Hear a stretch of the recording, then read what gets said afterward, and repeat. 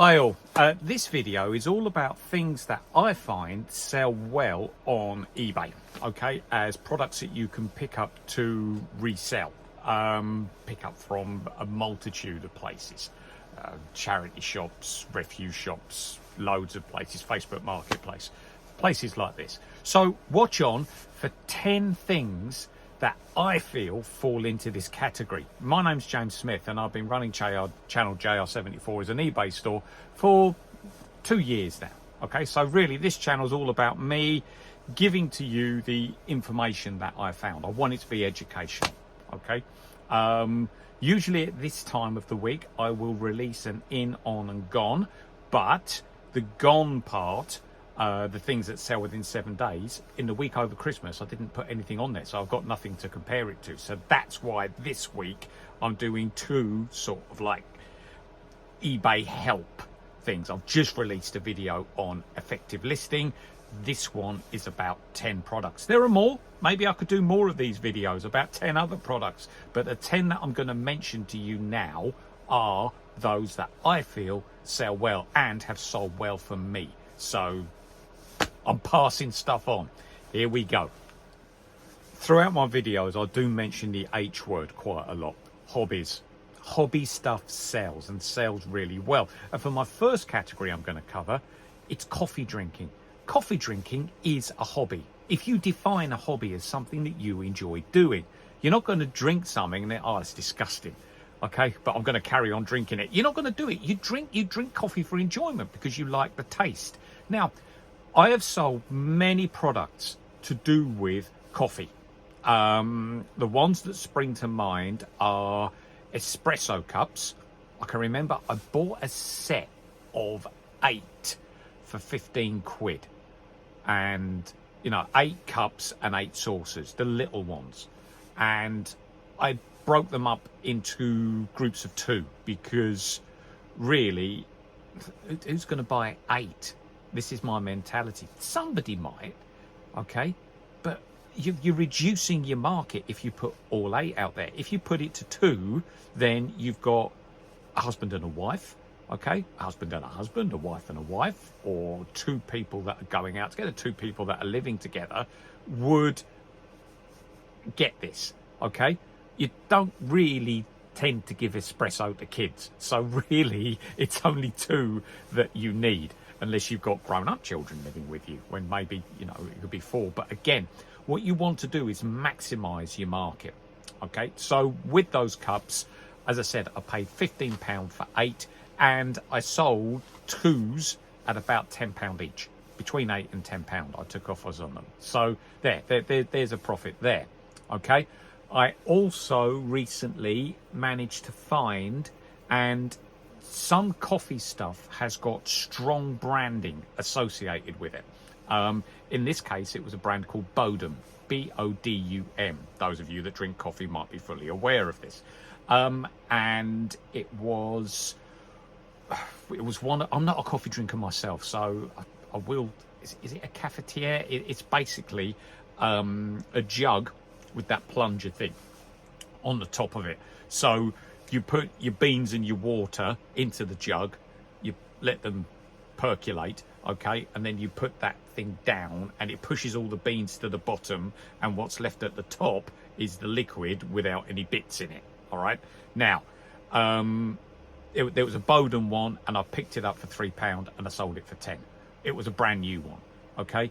You know, if you look in charity shops, if you look in tip shops, you can usually tell if they're in really, really good condition. It was obvious to me that this was in really, really good condition. If it had been used, it had only been used a couple of times. So in your title, if you put hardly used, okay, that usually gets interest, and your photographs need to show that the plunger thing is still in really good condition with no stains on it and still is looking pristine, okay, and the jug still has the labeling on it in terms of like the measurements, the brand name, everything like that in really, really good quality.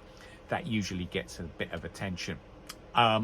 Recently as well, I have sold something that makes your milk go frothy. All right, it was like a little jug with one of those plunger things again, okay? Now, how it works, I've got no idea, okay? But these are used for cappuccinos. It was a cappuccino milk frother. And again, I could tell just by looking at it that it had hardly been used. I picked it up again for a couple of quid, okay, £1 or £2, sold it for 8. So definitely things associated with coffee drinking do have a strong sell-through on them. All of these that I'm talking to you about sold within 2 months. In fact, everything that I'm going to tell you about sold within those 2 months. So that's quite a good sell-through rate, considering that I look at most, I'm hoping that most things sell within 12 months that I have in my shop to allow for all the seasons to come through, because seasonality when reselling is really important. It's a really important thing to consider. Okay, second category. Now, this might seem obvious, but sometimes it does pass people looking for stuff to sell, like resellers, other resellers buy it. And I don't think this is considered as strongly as what it should be. And what I'm going to talk about now for the second thing is premium products. Those products that are above the baseline product. Okay, now the example that I'm going to use here, and I talk about these quite a lot on my channels, but I'm making no apologies for it because the channel's educational and I want to get through to you things that resell well. These things resell well, and that is premium Marks and Spencer's trousers. Okay, when I say premium, what I'm talking about is the ranges like the sartorial ranges, the autograph ranges, the performance ranges, basically the trousers that are either 100% wool or wool blend, not the base of like 100% polyester. The wool blend trousers sell really well, okay, because these you can just put into the washing machine and not worry about them shrinking.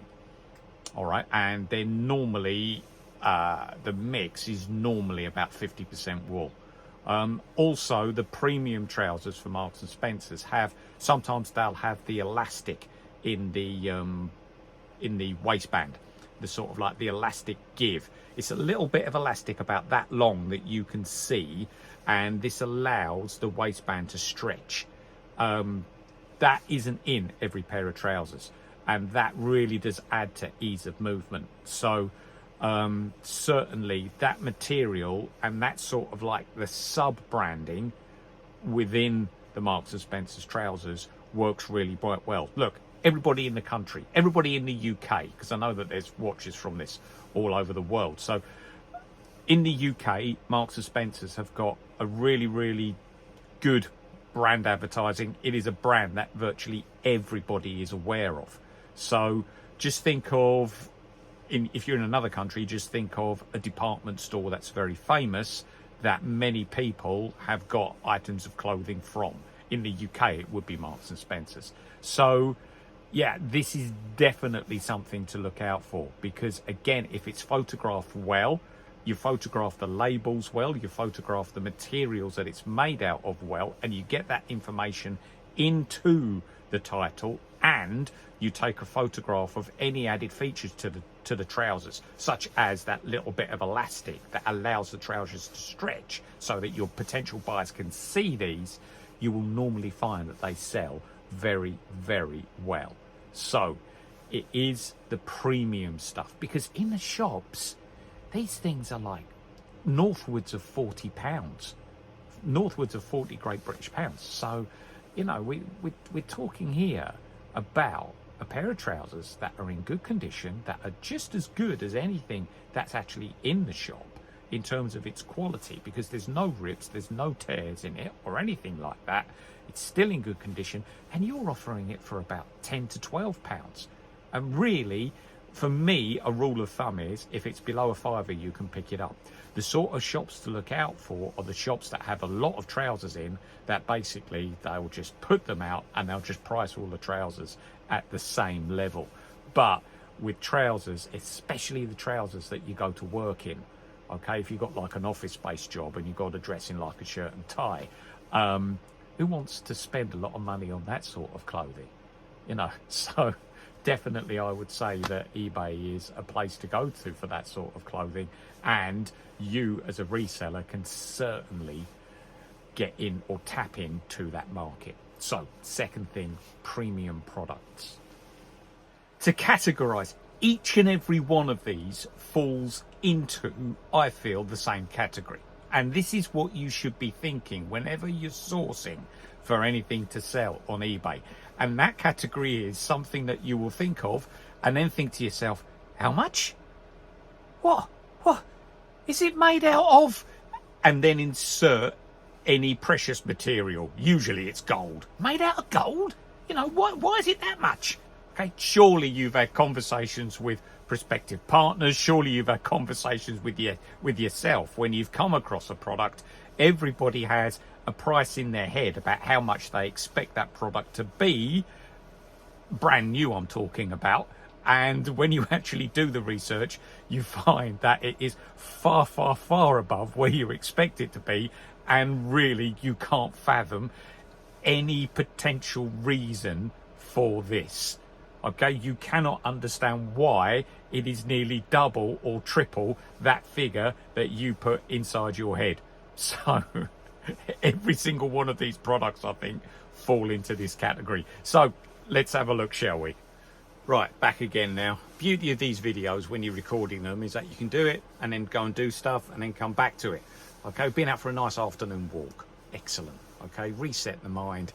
Back to this now. Okay, right, category number 3 are things that are still needed but are quite difficult to get hold of, and if you do try and get hold of them, they're either quite expensive or you're a little bit unsure about the quality. What a long title that is. But I'll tell you what falls into this category very, very strongly, and that's DVD players. Okay, now if you're in a shop and you're sourcing and you see one with a remote control for about £5, get it. It doesn't matter what name is on it. It doesn't matter whether it's an established name such as Sony or JVC, or whether it's a name that has come straight out of a Chinese factory. Okay, because this will sell probably for close on to £15, so you'll make about 100% on it. Okay, well, you'll probably make over 100% on it, but people are needing it for things like caravans, kids' bedrooms, stuff like that. That's why people need stuff like that these days. If you go onto Amazon, you can pick up a DVD player for about 40 quid, but you might be a little bit about the quality of it. It certainly won't be from an established name. You go into Currys, and usually the DVD players are integrated into things like desktop Freeview boxes, HDD recorders, or something along those lines, and you're probably going to have to pay northwards of £150. So you're probably thinking to yourself, you probably know what I'm going to say. If you can pick up a DVD player that's one of the rewritable ones, it's got RW on the front of it, okay, or one which has got an HDD integrated into it, a hard disk drive, one of these ones where you can record onto them, or if you've got like a Freeview digibox installed inside the DVD player, these ones do exist. If you can see any of those, get them, because they sell for about 60-70 quid, okay, tops. I've got one on at the moment for I think 45 to 50 because it has got a few scratches on it. But yeah, these, bit of a long-winded category title, I know, but it covers the DVD players. All right, DVD players, if you can pick any up, are certainly worth putting on. Category number 4. I just mentioned DVD players. What about DVDs themselves? Now, the DVD market itself, there are some people that say it's buoyant and still going really, really well. There are some that are saying the streaming's killed it, because there are things like Disney Plus, Netflix, where you can easily stream the films and you don't need like a hard copy of them to actually play. You can just stream them. Okay, the argument's very, very counterbalanced. All right, but to me, the ones that I have sold that have gone really, really quickly fall into 2 subcategories. The first subcategory is music concerts. Say if there's a DVD of a concert that a popular band has done, and when I'm saying a popular band, I'm talking about a band that is established, that is quite well established and has established quite a global following. Okay, there's 2 DVDs that spring to mind for bands of this nature. The first one, I picked it up for a £5. It was Depeche Mode live in Berlin. Now, Depeche Mode have basically generated a huge worldwide following now, and many of the concerts that they do is a bit of new stuff, but they always chuck in some of the old stuff as well. I had a DVD of Depeche Mode live in Berlin. Now, this one had 5 DVDs in it, so it was sort of like a limited edition. It was like the concert itself, some behind the scenes stuff, some CD audio stuff, interviews, stuff like that. It was the whole shebang, the whole shaboodle. And I picked it up for a £5 and it sold for 30 quid. Okay, you can usually tell which CDs are going to be popular, probably firstly by the amount of, or DVDs, sorry, by the amount of DVDs that are actually contained within the set. Okay, as I said, in this case there was 5, and yeah, a little bit of research on the phone in the shop proved to me that it was a good purchase. The second one that I got was Jean-Michel Jarre live in Tiananmen Square in China. He did a concert over there in the early 2000s, so it's got a bit of history to it because it's in a hugely significant place and it was from quite a long time ago, so the availability is probably going to be limited. I picked that up for 3 quid again, sold it for 15. All right, so that had a demand for it because, again, a famous name from the 80s who made some very, very famous tunes, and yeah, it worked. It worked. Now, also box sets. Okay, the DVD box sets. Now, there are some, say like if you had a Friends box set, there's too many of them. All right, the market's saturated and they're easily streamed. So Friends box sets, I would say, not really something that you do. But again, there's 2 that spring to mind here. Okay, the first one was an ITV one, and it was a box set of all the episodes of Poirot. I hope I said that properly, and I hope that you say it as well. But that went in a day, and I can remember I paid £4 for it, and I sold it for 30. All right, somebody was on it and getting it in a day.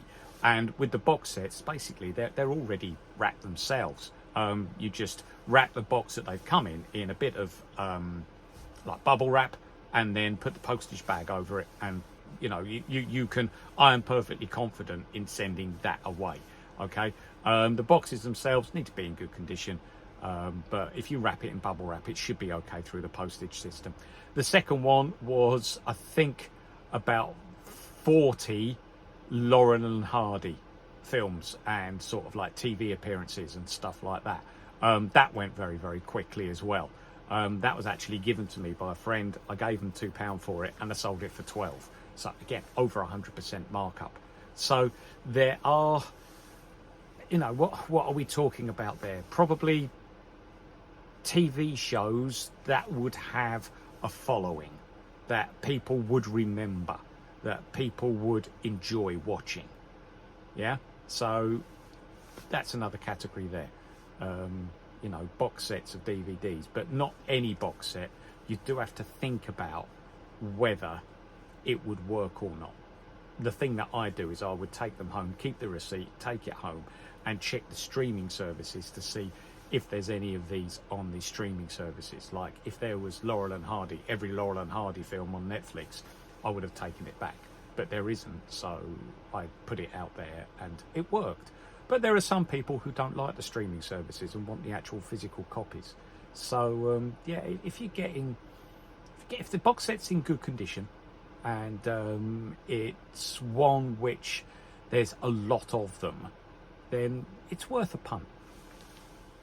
Number 5. Now, if you remember, I said that the whole of this is covered by the category things that are slightly more expensive than what you think they should be. This one falls massively into this category. And the category is bread bins. can't believe I'm saying this, but they sell, and they sell really well. I can remember the lovely Mrs. S telling me that we need a bread bin in our kitchen because, well, you've got to have somewhere to put your bread, I presume. Okay, and we were just putting it in like a plastic box, and she was saying, no, I want a bread bin. So I actually went out and found one, and it was in really nice condition, but it was like a big red one, and apparently that didn't go with the ethos of the kitchen. So that one, as I said, it was in good condition. It cost me £3. So I put it on. I put it onto eBay, and it's just sold. Sold within the 2 months that I was talking about. I got 18 quid for it. Okay, as I said, it was a red sort of like tubular bread bin. So anybody who's got like a bit of red in their kitchen or likes the colour red, result. Now, I then managed to go out and source another one that Mrs. S was happy with. It was like a cream cylinder one. Okay, again, for about £4 or £5. So if we were to, and that was the next one, if we were to put them on, okay, again, I would put them on at round about the £20 mark, because even the not very good bread bins, I would say start at between £20 and £25. Okay, so it's okay, I would say, to put second-hand ones of good condition that have got a decent name on them at round about the £15 to £20 mark. So if you're sourcing them for under a fiver, there is markup there. The only difficulty is with bread bins is you've got to have a big box to put them in, or they are a bit of a bugger to pack and parcel. All right, there's a bit of cardboard and a bit of tape needed to actually keep them in good condition whilst they're in the postage system. But they certainly are something that get a lot of eyes and would sell within 2 months. So I'm including that as one of the categories in this good sellers. Okay, bread bins. Next up, same sort of philosophy. Something that you want, but you can't believe how much it costs. Are they made from gold? Yeah? Golf trousers. Golf trousers, you go into a pro shop. I'm a golfer myself. You go into a pro shop. They are eye-wateringly expensive. You're talking northwards of £40 for like the decent brands. And you do think to yourself, hold on a minute, it's a pair of kecks here we're talking about. All right? We're not. It's not going to improve my game or anything like that. It's not going to make me hit the ball any better. But they really, really have latched on to this.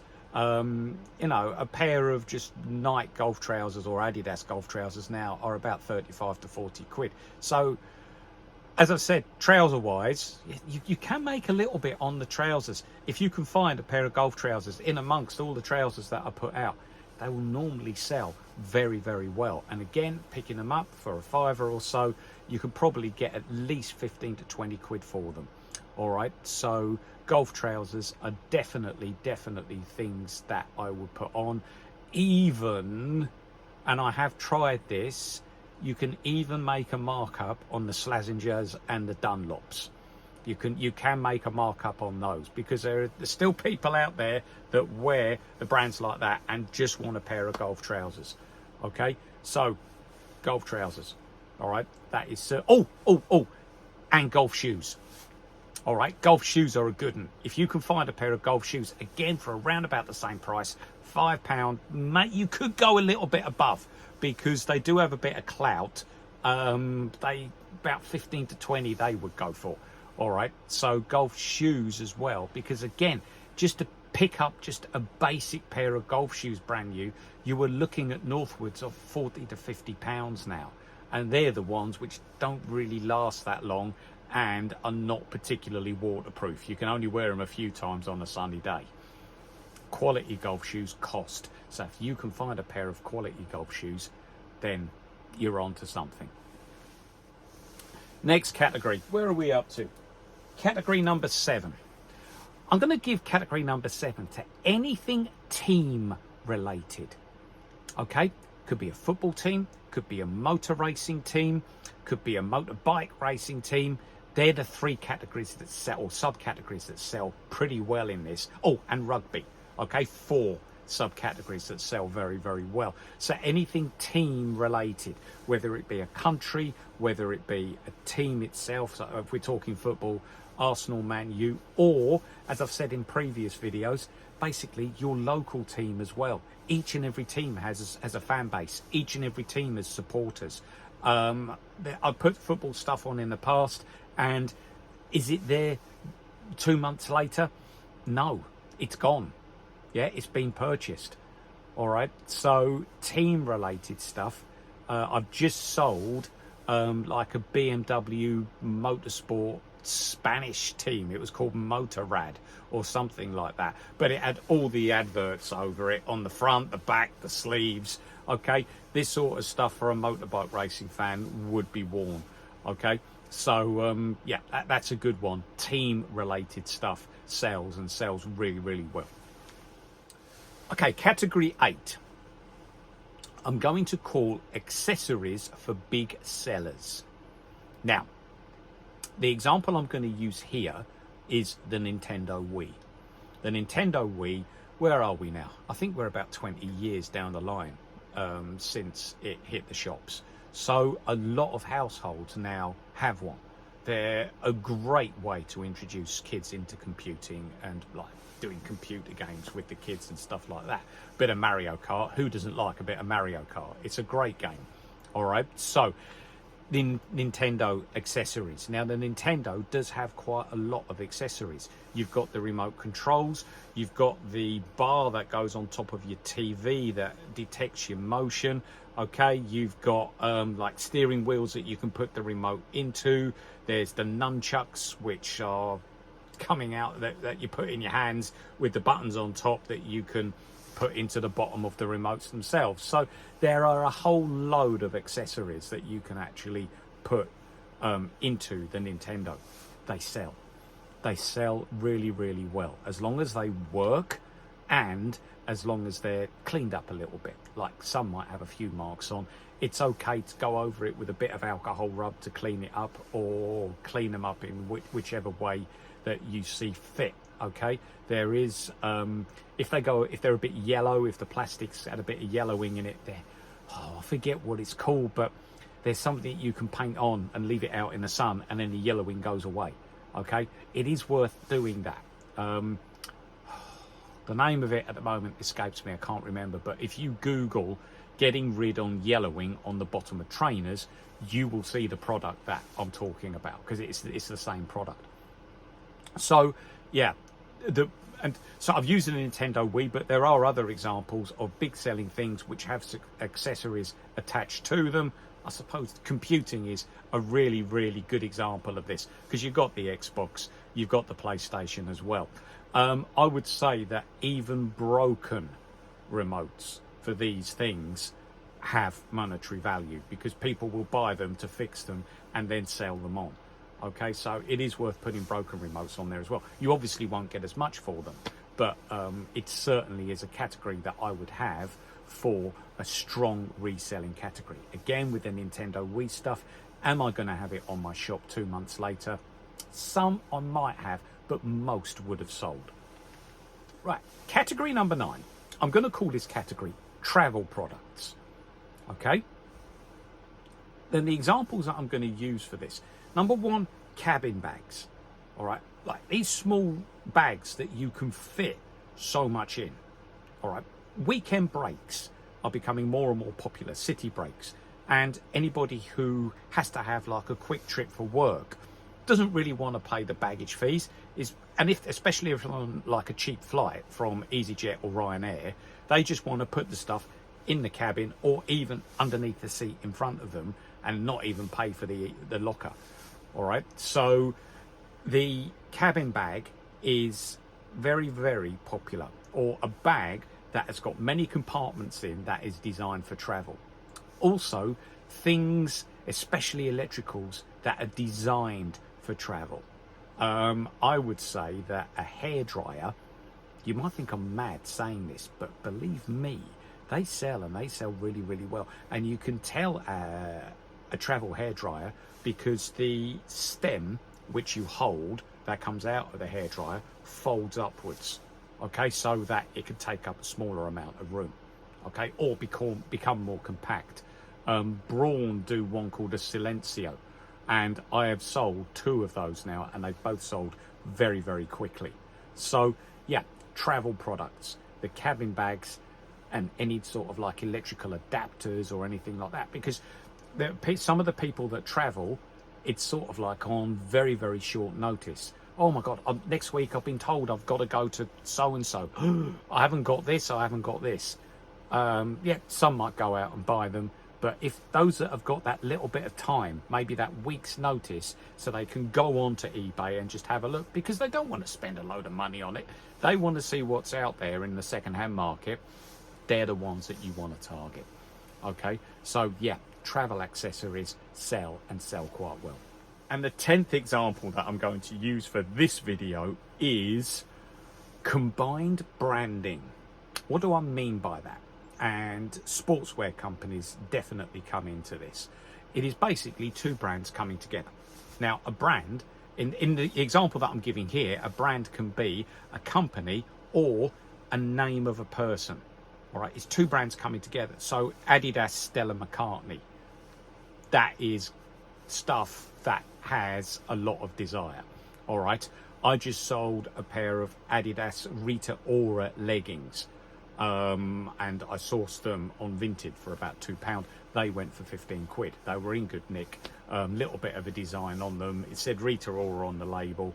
They were desirable. I mean, there was some on eBay for northwards of £25. So I knew then that I'd spent £2 on these, so I knew that I had something. So again, you can see my pricing philosophy there. They went for 15. Yeah, there's some on eBay for 25. It doesn't necessarily mean that they're going to go for 25. Okay, I think, look, £2 into 15, I've got well above 100% markup there. I'm happy to let that go. All right, and that's the philosophy that you have to have when working on your eBay stores. There's another brand that does a lot of collaborations, and I think it purely exists to collaborate with other manufacturers. It's Gore-Tex. All right, anything with Gore-Tex on sells really, really quickly. I had especially Clark's shoes combined with Gore-Tex, they go like that. All right, I had a pair of girls size 2, these were like calf length boots, all right, in good condition. They went within 2 days. I spent £3 on them and they went for 15. All right, so there's good markup there. Clark's walking shoes with Gore-Tex on, you're talking over 20 quid if they're still in good condition. And so, you know, what that does is some charity shops will see this and they might put them up to £10 for a pair of shoes. Still get them, because you will get 20 for them. All right, that's not, and after fees, that's not quite 100% markup, but who's going to cough at, you know, like 70 to 80%, which is more of a realistic markup. So yeah, all right, so I hope you've enjoyed this. Okay, just a little bit of me talking about some past sales that I've made and categorizing them, because in the usual in, on and gone videos that I do, the sales that I talk to you about are just like the quick sales, and I'm becoming conscious now that it shouldn't just be the quick sales. You're interested in the quick sales because you want to see what sells quickly, but at the same time you also want to see what things are selling in like maybe 6 weeks to 3 months, that sort of category, because many resellers will be interested in that. Well, I'm hoping all resellers are interested in that. If you're thinking that each and every one of your products is going to sell within a week, I think you might need to rethink. Okay, anyway, it's been a pleasure. All right, as I've said, my name is James Smith. I run channel JR74. If you've watched all of this and you like what you've seen, all right, please have a look at my previous videos. They are sort of like along this giving you advice, giving you education vibe. All right, please like, comment, subscribe to your heart's content. All right, right, as I said, been a pleasure. Lovely talking to you. There will be another video later on in the week, but for now, see you soon. This is Smithy out. Bye-bye.